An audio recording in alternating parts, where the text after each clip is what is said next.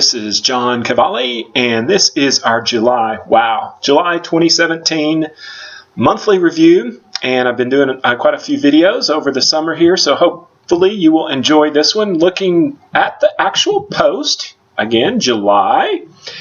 The first review is our financial planning tip. So for those of you that are listening via podcast mode, this is an interesting tip, and it is why not to add after-tax funds to your IRA.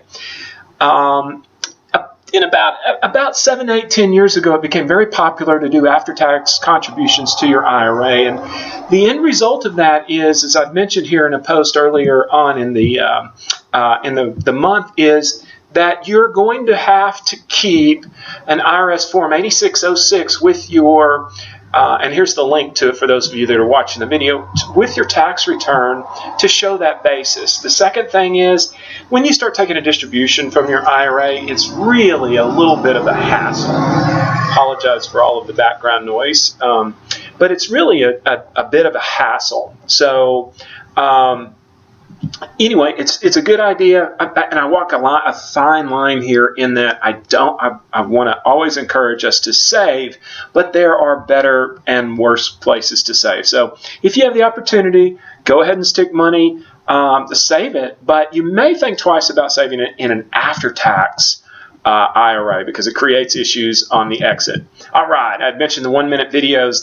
The number one issue that we have with our vault is, with almost any password, is resetting the password. How do I get my password? Everybody, you forget, oh gosh, how did I get in? So I did a quick 1-minute video. This was the second in a multiple part series, but the first one was just how to find your vault.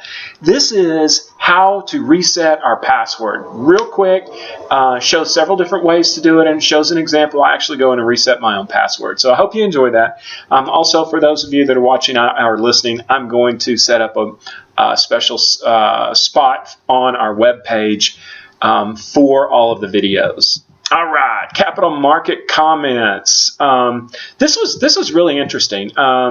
Janet Yellen and group came out and said we're going to start shrinking the balance sheet, and the article that is just a day or so ago, I had a very long post, but I think it's important to know what shrinking the balance sheet means. This is bulking the balance sheet up. For those of you that are listening, I'm showing when the Federal Reserve Chairman Janet Yellen, Ben Bernanke, started purchasing assets in order to infuse money into the system. What's neat about this little chart is I'm not worried about and I mentioned this in the verbiage multiple times, I'm not as worried about the amounts here as I am if you look, for those of you that are listening, I'm pointing to the very far right side of this graph, and it's just been level. What Janet Yellen and crew are about to signal is the fact that they are going to stop reinvesting their bond purchases. And again, those that are listening, I'm pointing to the right side of the graph. We'll start seeing this graph come down. This way over on the left side is where a normal amount of assets are. The right side of this is where we are here. So we will see these guys, as they continue to not reinvest their bonds, we'll start to see this going down. Now, interesting, and I put this in the post, which is linked again right here.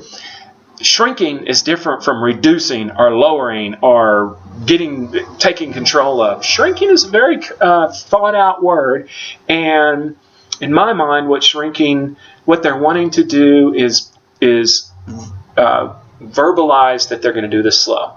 So we're on our way back to more normal times. It is the end of July. This is your review. As always, I thank you very much for your time, and we look forward to talking to you at the end of August. Have a great day. Thanks.